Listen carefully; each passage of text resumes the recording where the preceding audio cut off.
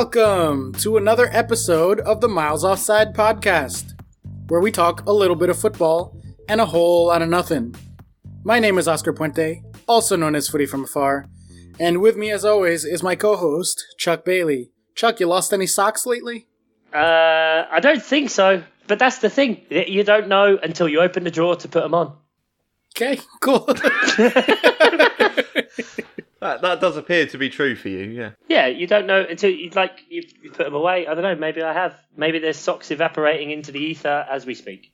Do you pair them up when you put them away, or are you just throwing single socks in a drawer somewhere? I gave up pairing them up years ago, mate, because I don't have any pairs. That was something that shocked me last week when you said, oh yeah, sometimes I throw single socks away. When I listened back, I was like, you maniac. I missed that, but throwing single socks away, it's a recipe for disaster. Yeah, there's much better uses you can put them to. Oh. Put them on your feet. No, what? Oh. Lowering the tone so early in the show. This bodes well. It's early days. In the background and throwing in some comments, there is super producer Ian Stimson. Ian, how we doing today? How do? I'm good. I'm sorry, I shouldn't chip in until I'm introduced. It's terribly bad form. How are you though, Oscar? You've had some travel difficulty this week. Oh, yeah. Oh, jeez. I'm going to go into it, I guess? Yeah, go on. How bad was it? Well, I got a text message from the airline, which is always a good starting point. We were having a little, weekend getaway with the wife down in South Carolina, and I got a text message saying that the flight, or Sunday morning flight, has been canceled. Not even delayed, just straight up canceled. And they rebooked us on a Tuesday morning flight. Which, as you realize, is pretty far away from Sunday morning. I'm like, Well, I can't really afford to take 2 days off work. So I call the airline, and I got a 2.5 hour fucking wait on hold. Ugh. And then I get a hold of them, and they're like, well, there's a big snowstorm coming. We canceled like over 1,000 flights. So there's not really much we can do for you. I was like, all right, well, give me a refund, and I'll get a rental car. And I just got a rental car, and we just started driving. How far? What was it, like 900 miles or so? To put that in some English context, that's driving from London to Liverpool, then back to London, then back to Liverpool, and then back to London one last time. So 2 round trips. We did that with like a 3-hour break for sleep in the middle, just straight, because we had to get ahead of the snowstorm that was coming in. So we just drove and drove and drove. Oh, needless to say, I am still a fucking mess. That was yesterday that we got back. It was like 16 hours of driving and a few hours of sleep in the middle. It was pretty horrible way to have a relaxing weekend getaway with my wife. But how about you guys? I mean, I still had a pretty good Saturday despite that, given certain on-the-pitch events. Don't know what you're talking about, mate. Yeah, we'll get to that later. Well, if you are joining us for the first time, welcome. We're happy to have you. If you are still coming back 3 episodes later, looking for Marvel content, you get about 1 or 2 references per episode. But please, by all means, do stick around. Spider-Man, Wonder Woman. There you go. Brilliant. Yeah. Keywords, put them in. Yeah. Be fine. There it is. Marvel, DC, there you go. Yeah, oh my god. Wait, maybe we'll get to this towards the end of the episode, but that Avengers trailer. Oh boy. No spoilers. Oh, did you not see the trailer? I don't watch trailers. Oh, no. Now tune this into me being a hipster or some shit. I just don't watch trailers. Yeah, I mean, if I'm going to pay if I'm going to pay like 500 quid to see a film, I want it to be the first time I see the film. That's it. I don't want a teaser. I don't want a second teaser. I don't want a Comic-Con reveal. I don't want 3 more fucking trailers. I don't want it. Oh man, I love a good trailer. Wow. We'll have to put a poll out on that. We'll see. Do you guys watch trailers or no? And see what the our friends on the Twitters say. But yes, if you are back, thank you. We love you. Happy to have you.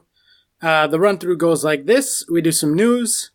We do a big story. We take a break. We do some listener stuff and predictions and take a look at next week's fixtures and call it a day. So let's go ahead and get right into it. Sounds I always like that bit because it helps me to know what is actually going to happen as well. Yeah. Speaking of which, if we have got listeners coming back, I've got some news. They're probably from Norway because for one day last week, I've never heard of it before, but the website Chartable said that we were number 1 in Norway for sports podcasts. Norway! Norway! Huge in Norway! Scandinavia! You want to know where we are now? Yeah, go on. 198. Hooray! We were top for a day. Yeah, it said Take it. At least sometime during the day. A website I've never heard of said that we were number one in Norway. We were chartable. There we go. Hello to our Norwegian listeners. Hello. I never should have said anything. And if you're listening to this in the morning, God Morgan. You're very quick on Google. I'll give you that. Well, let's go ahead and get started with some rapid fire news. Our top story this evening: Barcelona security sent to find Ousmane Dembele after he was 2 hours late for training.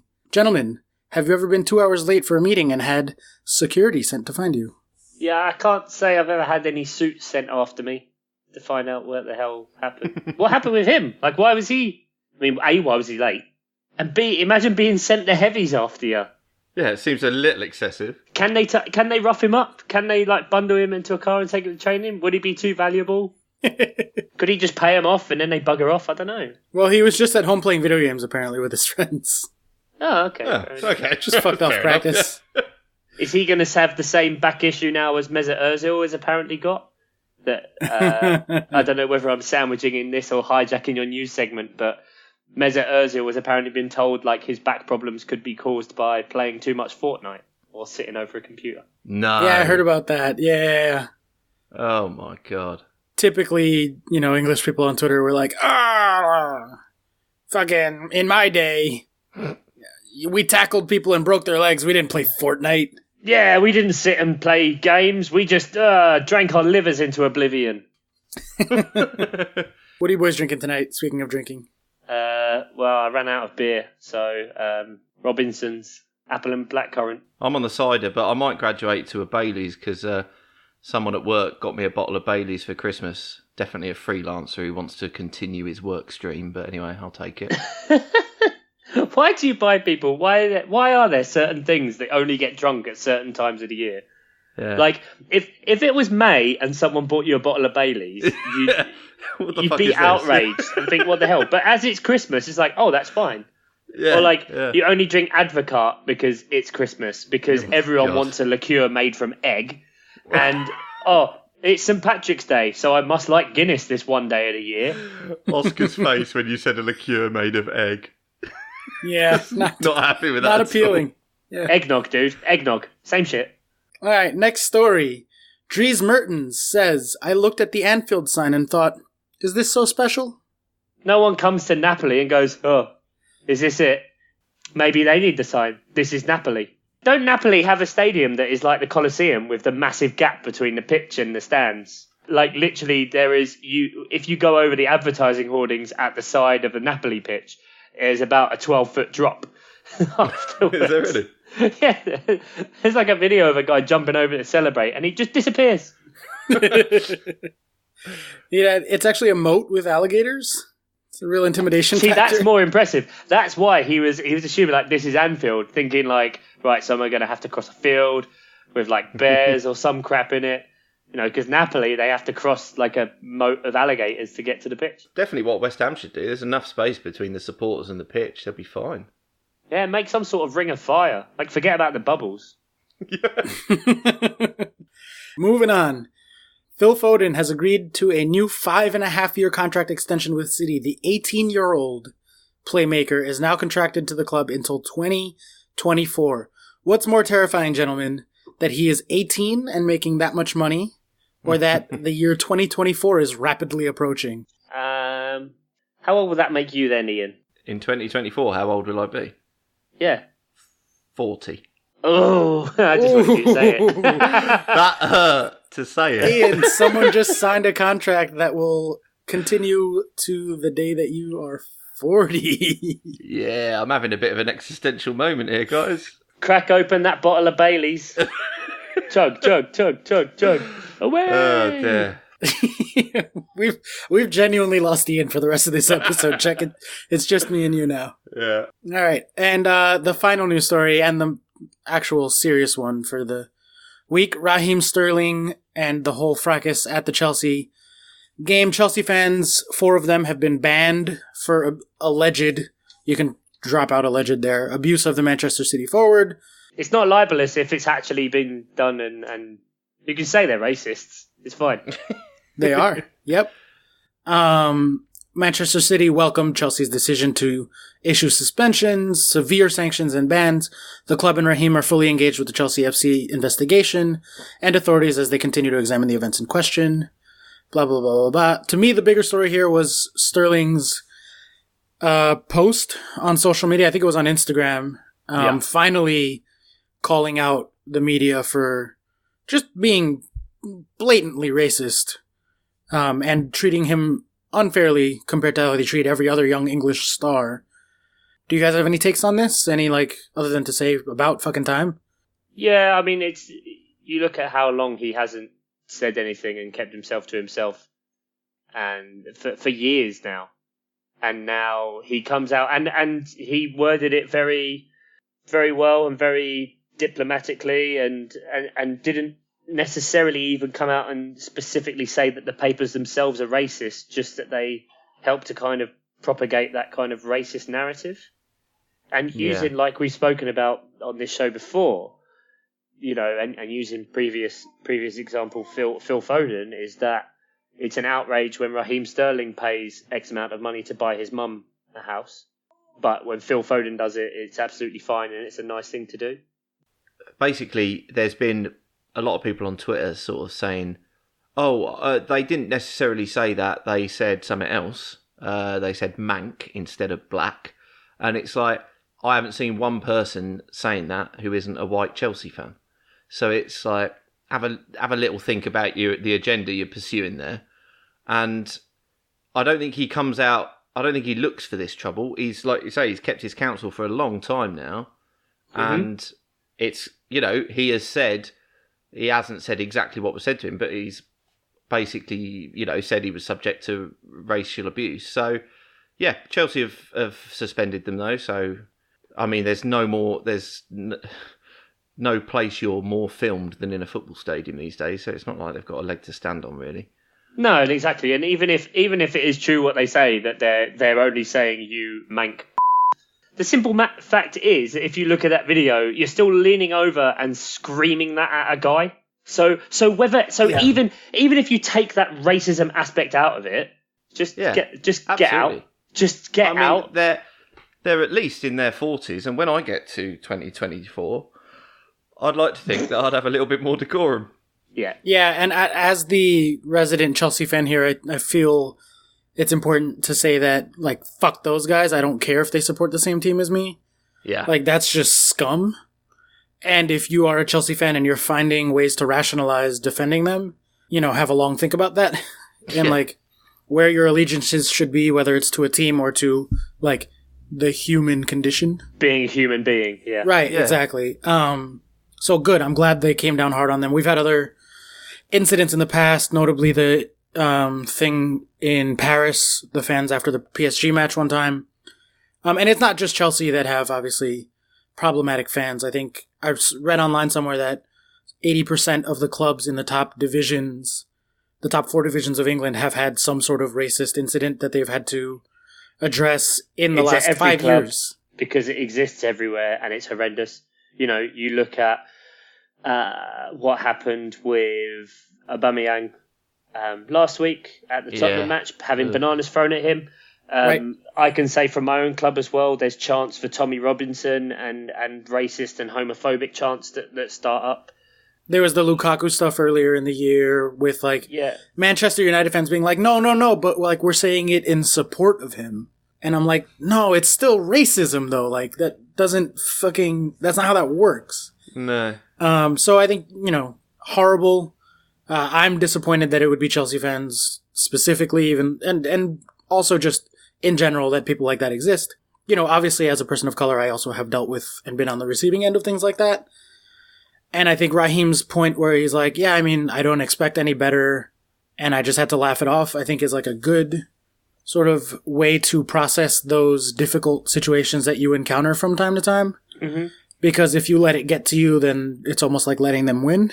While also taking the high road and saying, like, this is happening for reasons, and it is systematic, and it's disappointing, and hopefully we can do something going forward to address it, as opposed to, like, engaging with that specific person in that specific bad scenario. Like, that's just what they want, you know? So I think he handled himself perfectly. I think he has handled himself pretty perfectly for years now. But I was definitely happy to see him finally stand up for himself, basically, like, say something, even if it was, like, after the fact and in a very measured and composed way. Like, I think that's good on him. And hopefully that can raise more awareness to this sort of issue. Yeah. All right. That about does it for news, which takes us to our big topic for the week. Gentlemen, there's one less undefeated team in England. Dun, dun, dun. Chelsea 2, Manchester City, fuck all. Yay! We win! Chelsea, they lose to Wolves, then they beat Man City. That just shows you how mental the Premier League is. Oh, if that's not the most Chelsea week ever, like, fucking A. That's borderline, like, Palace levels of mentalness. And we were the ones last year that nearly ended their winning streak as well. We ended their winning streak, but if Luka Milivojevic had put away that, like, 92nd minute penalty, then we'd have been the first team to beat City last year. So yes, it's also a very Palace thing to happen, and absolutely crazy. Now, it doesn't. They're still going to win the league. I don't care what anyone says. Perfect. What have I been saying about Liverpool all year? Liverpool don't have to be the best team. They can still win the title if they can mostly keep pace with City and hope that a couple of things bounce their way. Is this an example of that? Liverpool notably are topping the table now. Chuck, is there any sort of cause for Liverpool fans to be happy or excited that they're at the top of the table? Or Of course there is, because I think it's a good validation for Liverpool, because before this result, you know, everyone was saying about how they've had the best performance they've ever had in however many years and got the most points, etc., but they were still second. And so I think, as much as I think Man City will win the league, and I think they are a better team than Liverpool, you can't say that that's not an incredible thing, that they are top of the table on 42 points after 16 games. They're unbeaten. That's an amazing achievement. Absolutely amazing. And as we're 16 games in now, you've pretty much played everyone in the league. So you can kind of see really what a team is about. You know, it was the same on the year that Leicester won the league. You know, they were top after 19, 20 games, and people were still trying to rationalise it. It's like, well, they've played everyone. They've beaten most of them. No, the simple fact still remains that pretty much every team is overperforming their stats, apart from Man City, who are bang on. Plus the fact that it still remains the case that City's goal difference is better than every other team's goals scored. Yeah, they are a ridiculous team. And to just run through the numbers for this match specifically, yes, Chelsea scored 2 goals, City on 0, but City beat them on shots 12-9. City XG from open play was 1.0 to 0.4. So City had the much better day from open play. Obviously, the set pieces for Chelsea were kind of part of what put them over. So they had 0.7 on set pieces to 0.3 for City. And the final XG sum was 1.1 to 1.3. So by no means did Chelsea have the better day than City there. No, they get the rub of the green. Yeah, and it wasn't like a complete fluke win either. Like 1.1 to 1.3 is pretty close. So I don't feel like necessarily Chelsea got away with something there or had daylight robbery or anything, but that Chelsea were able to hang with City says a lot about both of those teams, I think. City, we've seen, are unbelievably good, but they were, even Wolves were able to take them all the way. They're not completely infallible, I think, is the point I'm trying to make. Despite being even better than they were last year, and last year probably being one of the best teams ever. This is, like, undoubtedly City's best ever start, both in terms of the actual numbers and in terms of the underlying numbers. And the fact that they can be the best version of City that has ever been this far into the season, and they're in second place, is just fucking crazy. Because like that City and Liverpool are both having this tremendous of a start to the season is just phenomenal to watch. And then from the Chelsea side of it, like we know that they can be up and down. And on their day, and notably against Liverpool and now against City, they can hang with the best of the best. They're certainly capable of that. It's crazy, isn't it, how 3 weeks ago we were talking about the narrative of the big three teams, and it's incredible. Like, Premier League's great, and the fact that at the top of the table we can have this and have these questions going on, like, is this the greatest team? Well, why is it the greatest team? Could it actually be that this team is better? Or having these discussions makes for it being much more interesting, because, you know, we had it. I just, even though it was funny and hilarious at the time, but it would be a bit sad if the same thing happened as a few years ago with the Gerrard slip and Christian Ball and all of that, and all of a sudden we get to the end of the season and everything's kind of wrapped up in a bow and done, and all you're really looking at again is who's finishing fourth and fifth. Yeah, which that is a separate story, and that is a race that's definitely heating up. Is the fourth and fifth and sixth race between the three London clubs.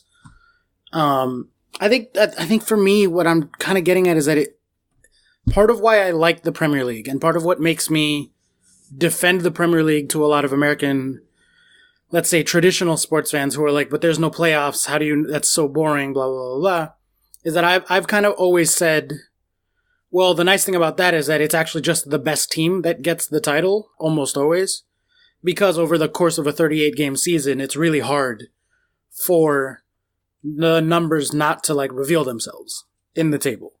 And so, like, City, again, are the best team and their numbers are better than anybody else's. But there are those weird seasons that happen once in a while where even though someone is, like, clearly the best team, they don't always get the title. And I think that's so hard for it to happen in the Premier League, as opposed to, like, take a perfect example. I think the best ever basketball team was the Golden State Warriors of 2015-16, I believe it was.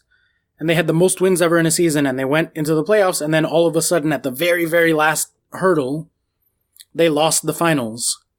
And so, like, now nobody ever calls them the best ever team because they didn't get the championship trophy that season.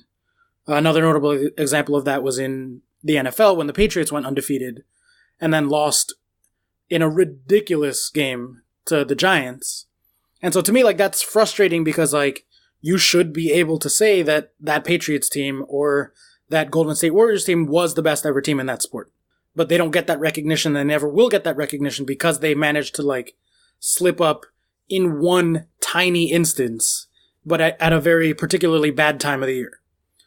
Whereas in the Premier League, in European soccer, that doesn't almost ever happen. But in this case, like, it's pretty far into the season, and City should be running away with this league, but they're currently sitting in second. And, like, that is, to me, that's a really fascinating thing that can happen.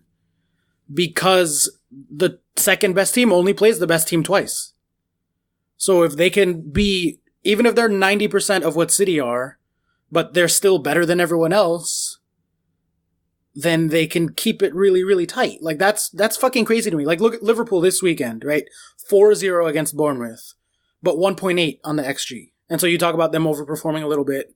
That's a good example of it. You don't score 4 on 1.8 very often. And if we pull up the table, you know, Liverpool are overperforming by 2 goals. They have 34, their XG sum is 32. But City are also overperforming very, very slightly. 45 scored on 43.6. So, you know, about 2 underneath, 1.5 underneath. But obviously, 43 XG versus 32 XG is insane. The only other team even in the remote realm of them is Chelsea, with 30 XG created and 33 scored. Everybody else is in the low 20s.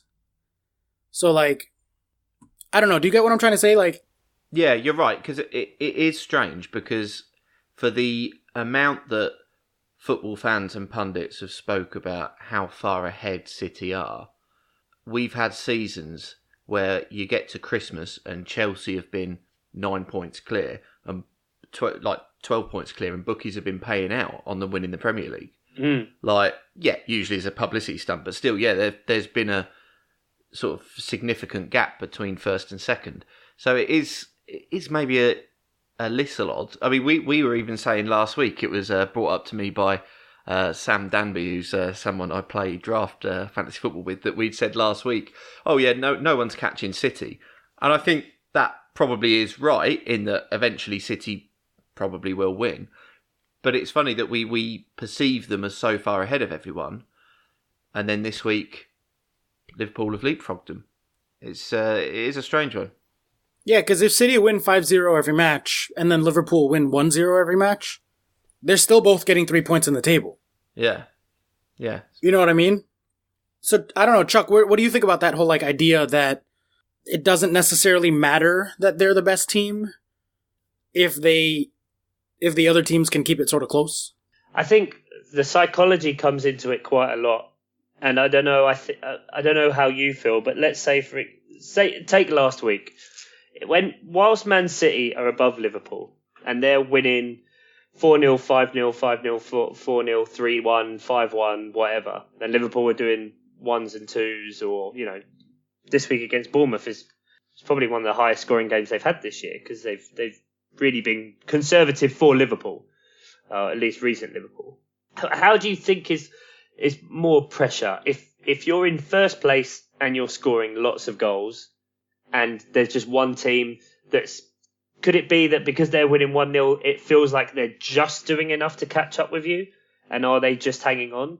Or if it then becomes the team that's in second place that is scoring or blowing teams away over and over again, but in first place they're just winning 1-0, 2-1, and just gradually drifting. I don't know which way you could argue the psychology would work both ways.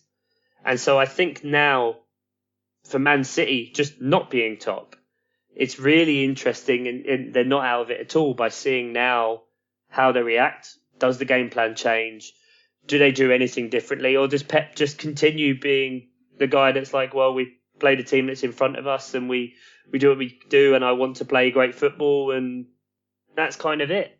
I think your point about psychology is really interesting through the lens of Pep and his reaction to this loss, because he has gone all out on the sort of verbal defensive and or attack with his interviews since then. Like, one of them things that he said was, oh, Chelsea didn't beat us. Chelsea scored one counterattack and one corner. And it's like, yeah, but that means you lost. Like, that is what it is. But he quickly was trying to be dismissive of the result and to be like, well, they didn't deserve that win. Which, when you look at the XG, is not really fair. Like, maybe it should have been a draw, but Chelsea weren't like 0.2 and then they scored 2 or anything like that. It wasn't by any means a completely or a completely crazy result. And you see him saying now, quote, they won, congratulations, they got 3 points, and we didn't get anything, but we don't have any regrets. It's so emotional for me, and the day we lose in that way. You don't have to tell me how competitive this league is. It's you and your analysts that keep saying we are invincible, that we are perfect, how good we are, and that in February we're going to win the league. You said that, all of you. Not the manager, not the player, not the club. What happened last season was because we were incredible. But after that, when everybody wants to beat us, being in that position, we are playing a lot of games in the position that we have, in the way we want to play, and much more important than sometimes even winning today. So, that's a strong and strange psychological reaction to immediately be like, nope, we're not even good. What? They didn't deserve that win. What are you talking about? Who says we're good? You guys say we're good. That's not us. Yeah. That, to me, that screams like internal panic. And again, I'm not trying to blow anything out of proportion because it's one loss. And I still think City are the best team. But that's not, if I was a City fan, that's not the reaction I want to see from Pep. I don't know. I don't see that really as being any different from what Mourinho would do when he's, taking the media pressure onto himself to deflect from the players. Because in that way, he wants to make it clear, like, if the way he plays or gets his team isn't by putting pressure, but by putting things into them, tactically and getting the drills right and getting their position in, as opposed to saying, you must win, you have to win, this is what we do. Like, he wants to deflect away from that narrative if he doesn't feel that it's beneficial for the way he wants to manage. You all keep saying, like, we're the greatest, so you're the ones building us up for a fall. We're just, 11 guys playing football. Sometimes results go your way, sometimes they don't. And that happens to everyone. I don't think it means that you're not a great team or that you're incredible. It can, of course, have an end result. Like you said, if you don't win the league, then it doesn't really matter how good you are. If you don't get through the playoffs, you might not get remembered. No one bothers about second place at the FA Cup final or the third place playoff in World Cup or Euros. England definitely don't. Didn't happen. No, but I think that's just his way of controlling it and taking the pressure off, because there would be a huge amount of criticism about to be levelled at his players there all of a sudden, because, Raheem Sterling doesn't get it enough. For him now to then be part of that team that, are they that good? Oh, right. Now all of a sudden they can get picked apart for every bad thing they do, but when they were built up by that same media in the first place. I don't necessarily see that as him losing his shit or what have you, but I think it's definitely great that it keeps stuff alive. It gives us a load of stuff to talk about, because this segment wouldn't exist if Man City had lost. And I was beginning to think whether we would ever actually speak in this way about Man City this year, because it's not that fun or that easy to talk about a team that just blows teams away 4-0 every week and then just ends up they win the league, and you just have to talk about the league from second down as opposed to from top down. So I think it's fantastic. I think it's absolutely not the end of the road for Man City, and anyone that writes them off is ridiculous, in the same way that I don't think, Oscar, for you, like, anything's over for Chelsea. There's very much a third place that's alive at the minute between Chelsea, Tottenham and Arsenal, and it's great to see them trading blows and changing position in the league and beating each other and getting some character into that top part of the table again. It's going to be very interesting, especially, given that January's right around the corner. Man City, Pep has said specifically they're not buying anyone. And 3rd of January, you get to see those top two teams play each other again. And so early in the season, in the second half of the season, and that could very much either blow it wide open, or potentially, if Liverpool stay strong until then, could City then catch them? I'd be very interested in hearing everyone's thoughts at that point, if that happens. Great. All right, well, that should wrap it up for that conversation, so we'll take a quick break, and then we'll come back after the jump, so stick around.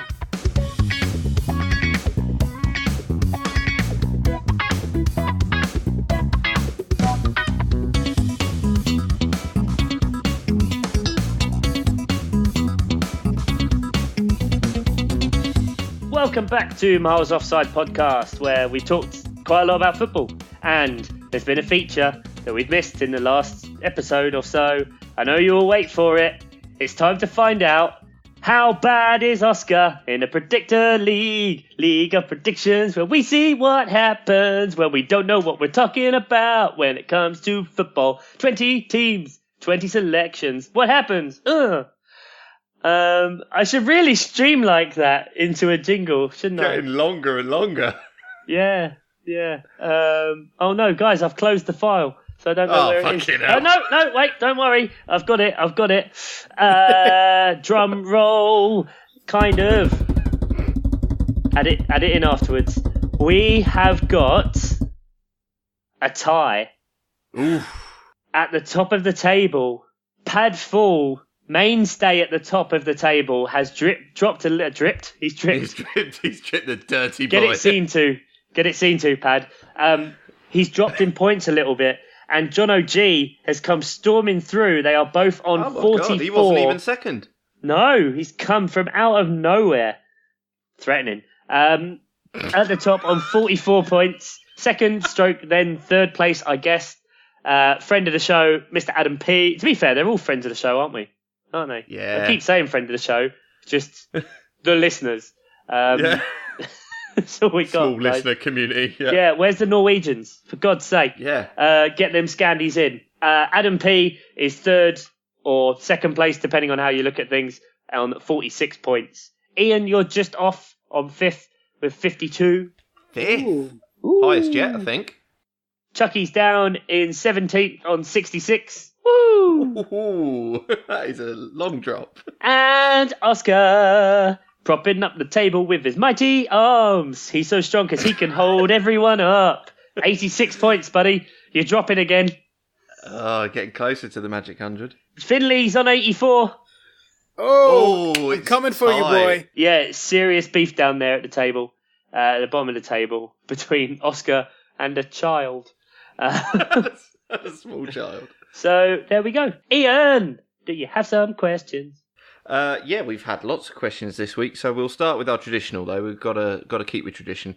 Dave Matteo, he's asked, how worried is Chuck about relegation now that Southampton has signed Hasenhüttl? Hasselhoff as manager, and he can't rely on Southampton just being worse than Palace for safety. Yeah. So I mean, yeah, you might have one of your buffer teams out of the way now. Yeah, absolutely, because Southampton are really good now, and they didn't lose to Cardiff this weekend. Not that worried. I mean, what I am worried about is that last week I talked about the fact that he left his job at Leipzig and wondering what would happen. He left his job at Leipzig like months ago. So if you ever needed to know validation that I actually know nothing about football, there you go, guys. But I own up to my mistakes after listening to another podcast and going, oh shit. Okay. Funnily enough, the Football Ramble do know what they're talking about. And they've been doing it longer than us. Cut us some slack. Just a little bit. Yeah, but are they the number one sports podcast for 1 hour on a random day in Norwegian? In Norway. In Norwegian? I mean, probably. When did we start speaking in Norwegian? Oh my god, was I drinking, Ian? I've been translating it into Norwegian and then just saying it all myself and then putting it out. Did I not tell you guys? Oh, you're dubbing it. Okay, yeah. Yeah, I've been dubbing it, yeah. Oh, sorry, you're coming at me with these sound words. I didn't... Coming at you with these sound words. Sound words. All words are sound, Ian. I don't know, really. It's not necessarily if Southampton are worse, as long as 3 teams are. But yeah, it does upset me that Burnley got a win.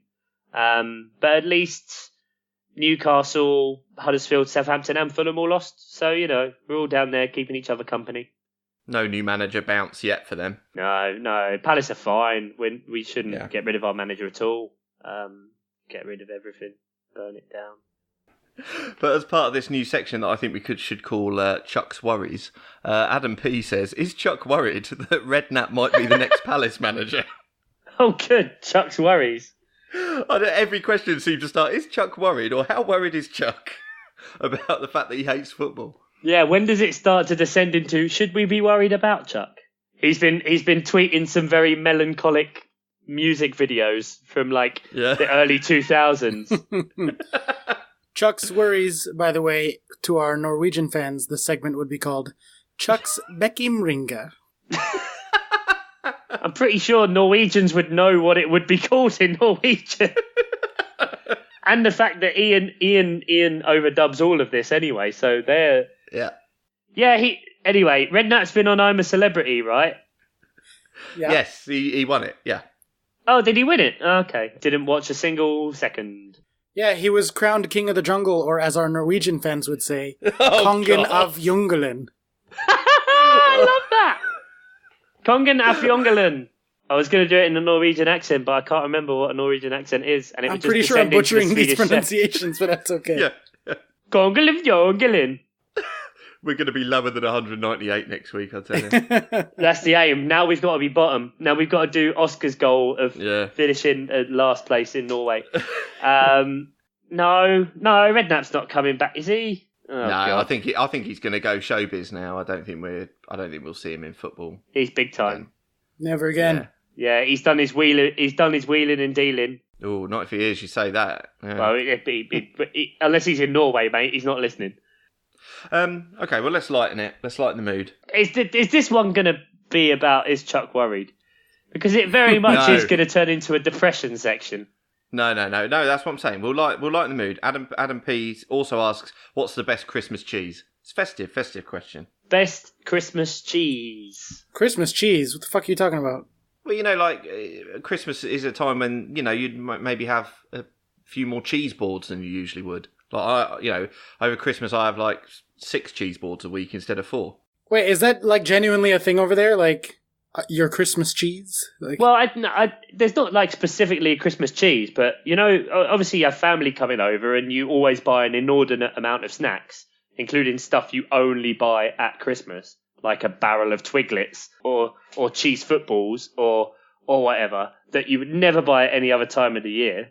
And then there's always like big blocks of cheese because you pretend to be fancy. And it was actually last Christmas when I started discovering my love for blue cheese, because me and my dad sat down and smashed a bottle of port after we'd been drinking for several hours, and he got upset because I ate a lot of blue cheese and he wanted it, and I was happy because I enjoyed the blue cheese and drank a lot. Well, my favorite Christmas cheese, or as our Norwegian listeners would say, Juliost. There's a word for Christmas cheese in Norwegian. Juliost or Juliost? Don't know. I don't actually have an answer to that. I just wanted to say Christmas cheese in Norwegian. I was going to say, you didn't even know Christmas cheese was a cheddar? thing. I like cheddar. Cheddar's good. I'll eat a block of cheddar by myself. No one else is allowed. I'm not sharing. So he's told me what he thinks the correct answer is. He thinks there is a correct answer, and he says Wensleydale with cranberries. I can see because cranberries are in it. Yeah. Festive, fine, but that's a terrible cheese. That's it's the worst just there, cheese on isn't the it? board. To be fair as well, that was the first cheese that came to my head as I tried to think of a Christmas cheese. But again, it's one of those things you only buy at Christmas. And that's usually because you're getting an assortment and you want something to please everyone. And what's probably going to be left at the end? The Wensleydale with cranberry. That's it. That's the bounty, isn't it? It's the bounty in the celebrations box. It's the tequila at the end of the house party. It's just what's left and all you can taste and remember in the morning. Meanwhile, Ian's supping on a nice glass of Baileys. Yeah, bashed out the please keep hiring me Baileys. Yeah, so I can't agree with that, Adam. I can't agree with it. I understand why, and I'm down with chutney and cheese, but I'm just cranberries in a crap mild cheese. I'm not having it. Not happy.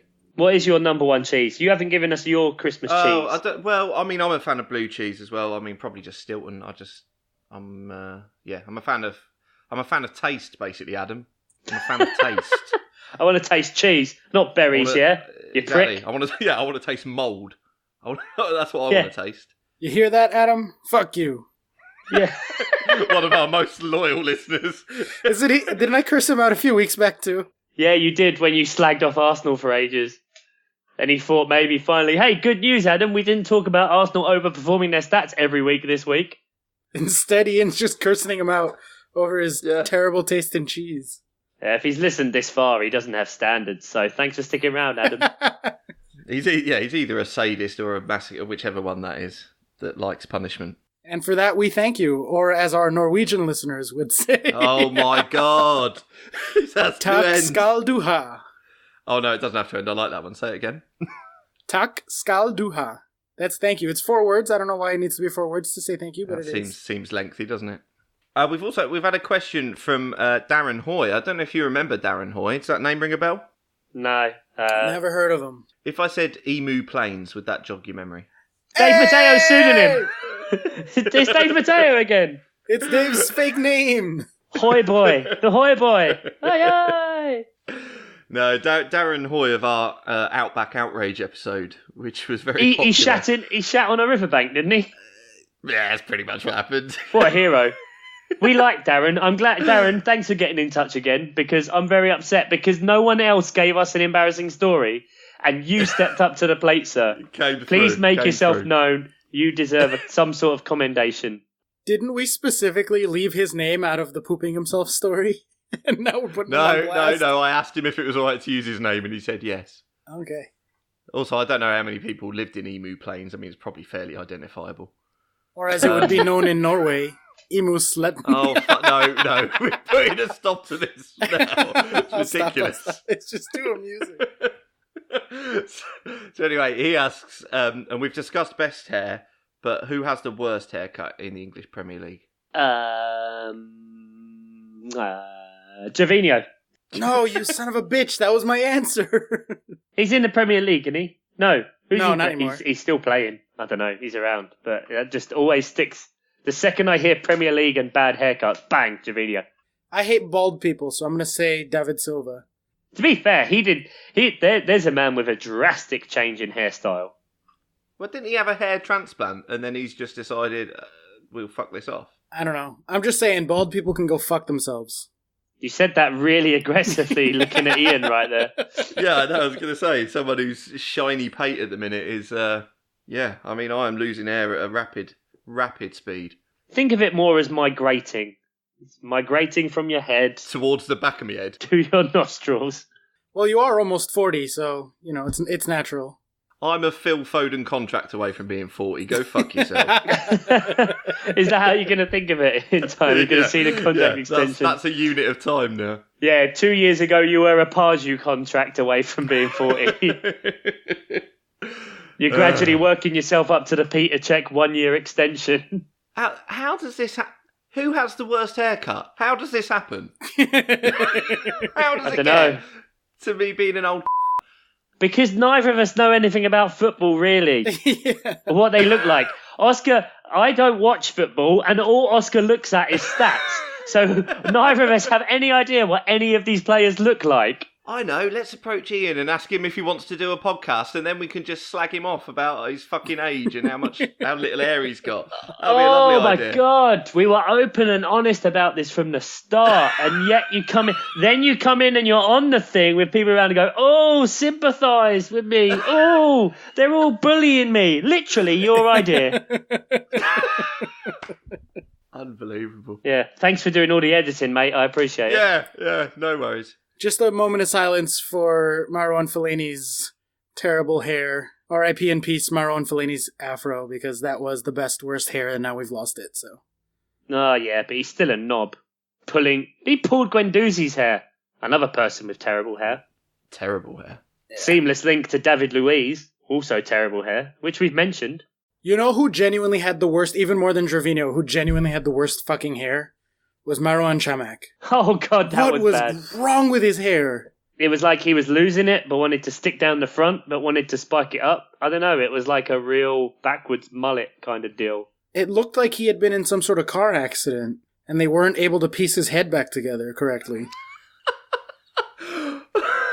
Yeah. Ian, what about your... Go on, we've picked on you, Ian. Do you have someone with a terrible haircut? I always just think of Kieran Trippier.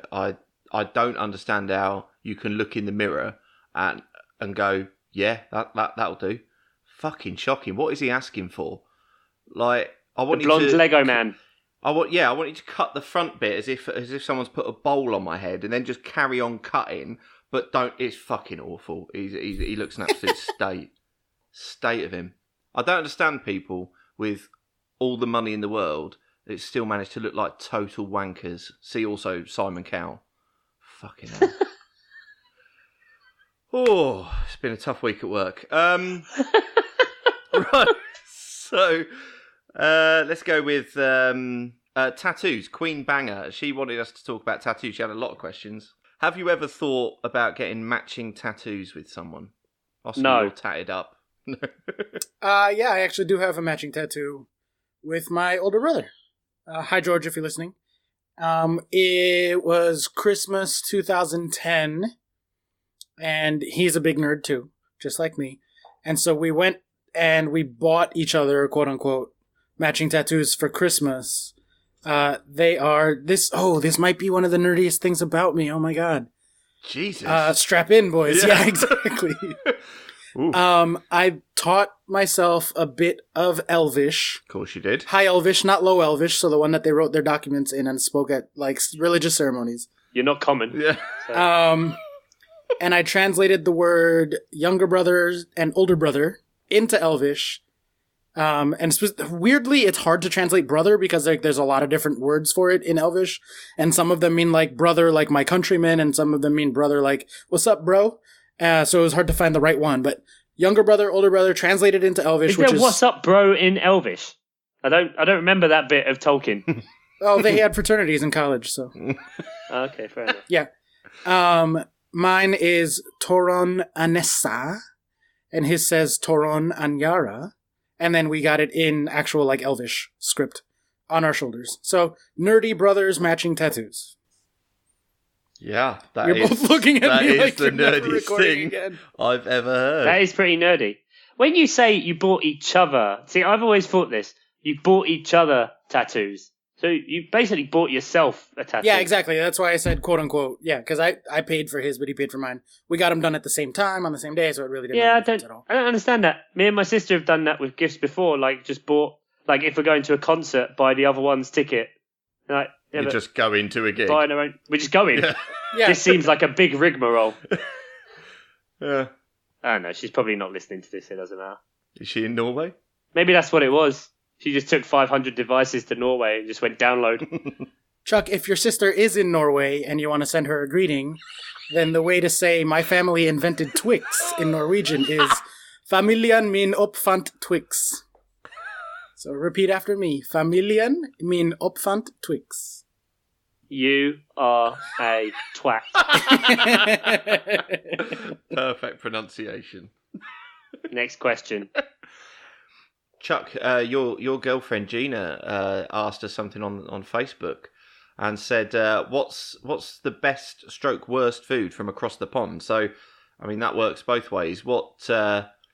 Chuck, what do you think is the best worst food from America, and Oscar vice versa? Well, I've realised that because I was going to America a lot when I was a kid, and because when you're young you end up liking things that are like super sweet or what have you, that it means that my taste in American food is incredibly white trash. Yay! Mountain Dew is the greatest thing in the world that has ever been invented in all the different colours, flavours, assortments, acidities, nuclear proficiencies, like however high they register on a Geiger counter. I love them all. I want them in my face. Give me that high fructose corn syrup. You do sound American. Hells yes. It's Mountain Dew, y'all. I'm all hooked up on Mountain Dew. Come at you like a spider monkey, Jim. Talladega Nights? Is that Talladega Nights? Yeah, buddy. Good pull. Great pull. He sat there for a while. I'm gonna scissor kick you in the face. God, I love that film. And then the other two foods, and I'm so upset you can't get them over here. Ruffles do a sour cream and cheddar flavour. Ooh. And it's amazing, and you can't get it here. You normally get sour cream and chive, or you get like cheddar and onion, but like sour cream and cheddar. Wait, do you guys not have sour cream and onion? Because that's like my favorite chip flavor. No, we have sour cream and onion, but we don't have sour cream and cheddar. Gotcha. Okay. That's like a whole new level. And proper Heinz relish. So like, you know, the kind that when you go to the food carts in New York, Oscar pulling a face right there because he knows exactly what I mean. The green relish that you don't get it over here. It's gross. No, it's amazing. I disagree. So what's the worst food America gives us? Twinkies. I don't understand it. And cheese in a can. How dare you? Twinkies are appalling and they taste like aerosol. I don't care about Twinkies. Cheese in a can is an institution and delicious. Okay? Yeah. No. That actually belongs at the top of the best - worst food because it is terrible objectively, but fucking delicious. It's your Christmas cheese. It's my Christmas cheese. Just spray it right in my mouth. Let's go. Yeah, you can put some tinsel on it. We've had some disagreements in the past. Not many. We usually agree on everything. But how dare you insult spray cheese? Come at me, bro. Oscar, you've been over here a couple of times. So what's the best and worst of English food? Love a meat pie. Can't get a good meat pie over here. Like, there's just nowhere to get them. But I love a good meat pie. Similarly, the bangers and mash for lunch. You can get sausages. You can get mashed potatoes. But like. Yeah. No one calls it bangers and mash, and it's not the same kind of sausage. Yeah. And bangers and mash is my favorite kind of meat pie too, so like it kind of goes hand in hand. Hang on. Whoa. What? Bangers and mash is your favorite kind of meat pie? Yeah, I definitely had a meat pie that was like mashed potatoes and sausage and gravy. In this country? In pastry? Yeah, in a meat pie, yes. Enclosed in pastry? Top, side, bottom? Yes. Where? Okay. Mini bangers and mash with onion gravy. There's a bunch of recipes online. BBC Good Food has I'm one. not talking. Don't give me that bullshit. Like you can cook it at home. I can make anything at home if I want. Like I want to know somewhere that you went. Where I'm not asking this because I don't believe it could happen. I want to find it. He wants a bangers and mash pie. It was at Battersea Pie Station in Covent Garden. We went there together, Chuck, didn't we? Yeah, but they didn't do sausage and mash in the pie. They did pie. It was like a daily special when I was there. It wasn't like on the regular menu, but it was like a special of the day kind of thing. But for all our London friends, if you haven't been to Battersea Pie at Covent Garden, it's fucking amazing. So make sure you check that out. And the full English breakfast. Oh my god, I'm obsessed with the full English. Of course. Nowhere in the world can do breakfast as good as we can. Correct. Although, to transition to my worst foods, get your fucking black pudding out of my face. That's disgusting. Oh, God. What are you saying? Gross. It's gross. It's gross. Saying? Stand by that. No, it's not. It's the It really is. It tastes like you're eating... I don't know. The texture of it is so off-putting. Dirt that somehow went bad is the texture. Bad and herby and spicy and delicious. Yeah, and full of blood to satisfy your vampiric lust inside you. I'm not grossed out by the blood part of it. I'm not grossed out by the taste even particularly because it's just a sausage, right? But like, it's so crumbly and mealy and dry and the fucking texture is just gross. It's gross. I'm sorry, there's no other word for it. I can't even like be eloquent about how horrible it is to put in your mouth. Well, now, hang on. Black pudding inside a bangers and mash pie. I mean, if I can dump gravy on it and it's mixed up with everything else, that might be fine. Just the consistency of black pudding on its own. No good. No thanks. Right, I mean, fine, but you're wrong. Have you had a Scotch egg? Yeah, I love a Scotch egg. It's not a verb. Oh, it's just Scotch egg? All right, it's just a Scotch egg. Okay. Scotch and egg. Love a Scotch egg. Love a toasty. If you coat it in meat and batter, then it's Scotch. That's it. That's just what Scotland is about. Okay. Yeah. Well. Okay. Yeah. So let's bring ourselves out of this. We spent a ridiculous amount of time last week talking about socks. So I think we ought to start a new feature called Sock It To Me.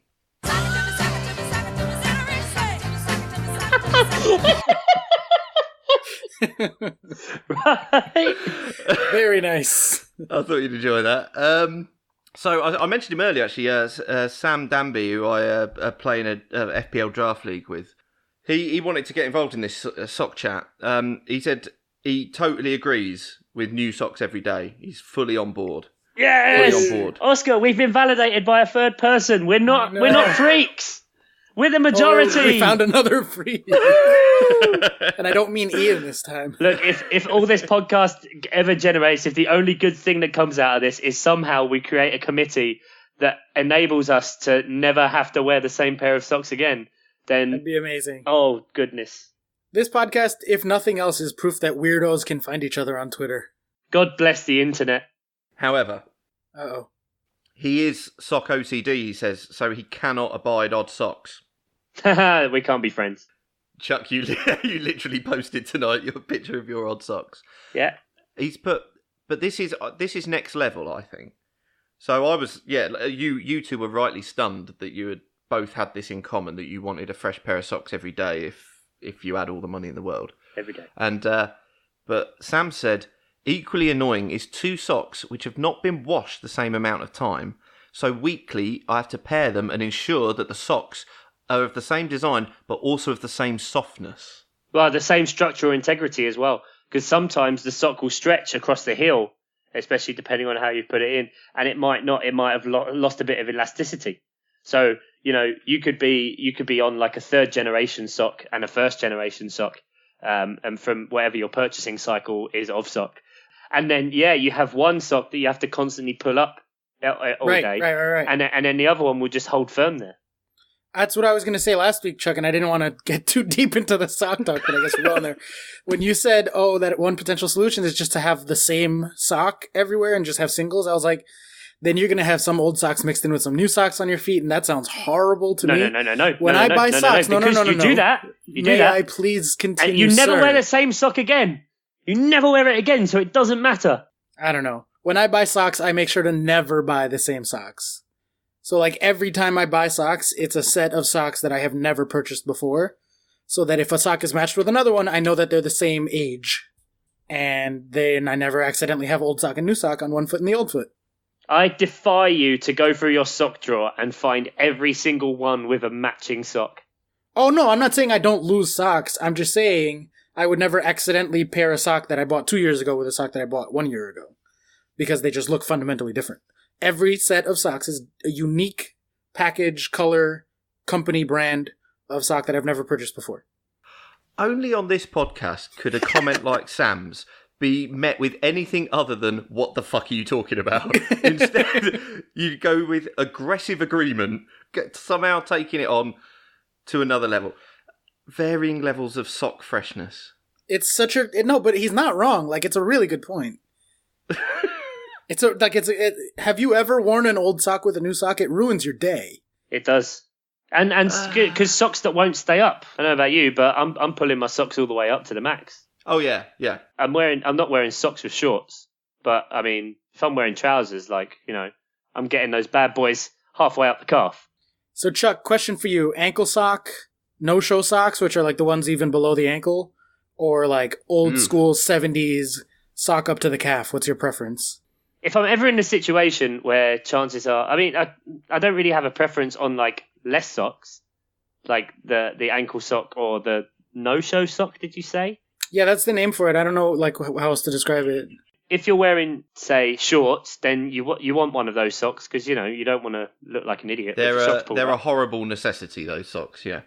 Yes, and you have to. Because it's just abhorrent to me if you wear shoes with no socks. Like, it's appalling. Yeah. I don't want to know about that. No, that's a good way to ruin a pair of shoes. Absolute swamp fest that's going on in your... a good way to ruin my opinion of you if you're wearing trousers and shoes but no socks. You're a fucking moron. Yeah, I don't need that trench foot up in my life. But as we can detail right now from the picture, like, these bad boys are pulled up. See, those are too long for me. I can't deal with that. No, that's what I need. In winter, that's good. Yeah, and if you're sitting properly and your trousers ride up a little bit, it doesn't matter. It's not as embarrassing. If your trousers ride up and it starts to show a bit of skin, that's just poor form. Just get the right length trousers and you'll be fine. Yeah, but sometimes they ride up a bit and you're sitting there. Does seem like the easy solution. Yeah. No, just wear a longer sock to compensate. And it's also a little hug and a performance piece for your calves, so you can get the max out of your day when you're doing your gains. Those socks fall down to my ankles anyway. I can't keep them up, so I got to get ankle socks to begin with. Chuck, maybe if you didn't wear capris all the time, you would be fine. I don't know what that means, but okay. Do you guys not have capris over there? Capri Sun? There's Capri Sun. No, capri pants. 3/4 length trousers. Yeah. Is that what yeah. What am I, 12? No, I'm not wearing fucking 3/4 lengths. Okay, and that concludes this week's Sock It To Me. Exactly. A little respect for socks. Ian, you're going to have to develop strong opinions on socks if you're going to continue to be on this podcast. I've got some strong opinions. They're just not necessarily as developed. They're just not necessarily as weird. Yeah. I mean, I've played the jingle now. We're still talking about it. Sorry. But, I mean, like I said... Your segment, mate. Your segment. Not sure I wanted this under my name, but okay. I've got opinions. I've got opinions on socks. They're just not as developed as yours or as easily solvable as yours. Like, Chuck's missing socks, I think, can be solved by not throwing away single socks ever. And... opening your dryer, apparently, according to last week. Anyway. So anyway, if you want to get in touch and get involved in Sock It To Me, no football stuff, not interested. But then you can tweet us at Miles Offside Pod on Twitter. We're Miles Offside on Facebook. Or if you've got longer opinions, essay length opinions on socks, then milesoffsidepod at gmail.com is where you can get us. Also, time is running out, but if you want to get a 1 month free trial of Amazon Prime, and this is now in the US or the UK, then you can check our show notes. There is a link in there that means you will get a free month of Amazon Prime, so you can get all your Christmas presents delivered for free if you're quick, and we get a little kickback to us, which helps to support the podcast, because it is not free to do it, even at our level. So that would be lovely. Also, if you could rate, review us iTunes, wherever you get your pods, then that would help us get to number 1 in some other countries as well and stop Oscar from constantly translating into Norwegian. Yeah, let's branch it out to like Sweden or like Denmark or something. Uh-huh. Hashtag big in Oslo. Is that Norwegian? Yeah. Big in Oslo. So maybe what I might do is just hijack Oscar's jingle and do rapid fire fixtures. Man City, Everton, 12:30 Saturday. Crystal Palace, Leicester, Huddersfield, Newcastle, Spurs, Burnley, Watford, Cardiff, Wolves, Bournemouth, Fulham, West Ham. Sunday, Brighton, Chelsea, Southampton, Arsenal, Liverpool, Man United. Thoughts? No? Okay. Gents, good night. Thank you very much. Bye-bye. We can't claim to be a football podcast if we don't talk a little bit more about football than we have about socks. Oh, fine. Any games stand out for you?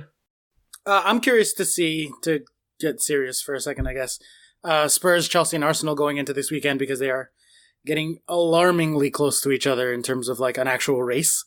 And so, Chelsea with Brighton, are they going to have a random slip up again like they did against Wolves, or are they going to keep going like they did against City? What happens with Arsenal? They're playing Southampton and Spurs against Burnley. Both Spurs and Arsenal have very, very easy matches. Spurs at home against Burnley and Arsenal on the road to Southampton. So is Chelsea going to be able to keep up with them? Or are there going to be some fluky results anywhere? Because, both Spurs and Arsenal are certainly capable of having a off day or a fluke crazy result. So we'll see. Those are the three that I have my eye on. Obviously as a Chelsea fan, but also in terms of like the big picture of the table. You must be happier with how Chelsea defended than your main problem with Chelsea this season has been the defence. And certainly the first half against Man City, that they were solid. I mean, they really did keep Man City out. You must be happy with that. Yeah, I thought they did a really good job of defending from the front. So they were pressing a lot more aggressively than they had in a while, specifically having Hazard at the false 9, which we didn't even talk about. Because that's what it's fucking come to at Chelsea, is playing Hazard as a false 9 over Morata or Giroud. He has no strikers, exactly. But he was able to press the center backs really, really aggressively, which then sort of put pressure on City from the very beginning. And then Jorginho, I think, did a better job of pressing and covering than he had in a while.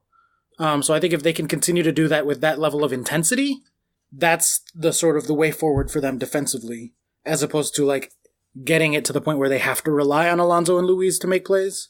Because Luiz was phenomenal in that game. And it really highlighted what Luiz is good at, which is his passing and his forward runs. And so not defending. Yeah. He's a good defender. Anyway, whatever. I'm not going to get into that.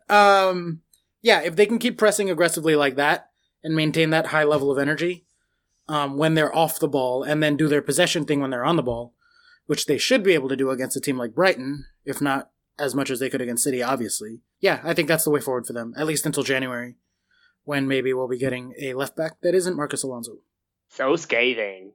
I'm quite looking forward to Liverpool Man United. Obviously, it's a big rivalry for those two teams, and also with Man City being the earliest fixture of the week against Everton, if they go ahead of Liverpool again, it really piles the pressure on.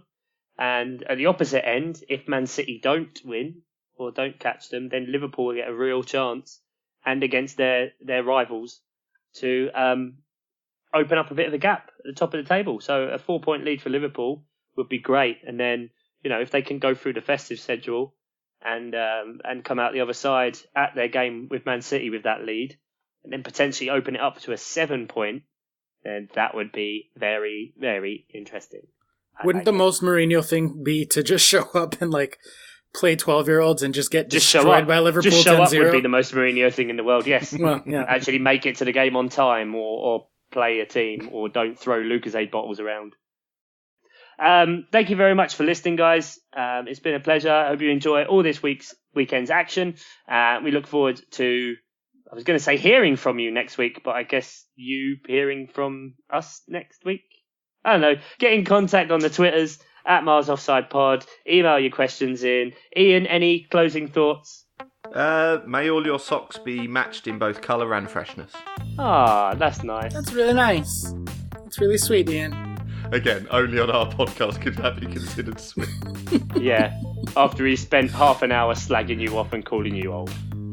Thank you very much, guys. All the best. Take care. Bye-bye. Ha det.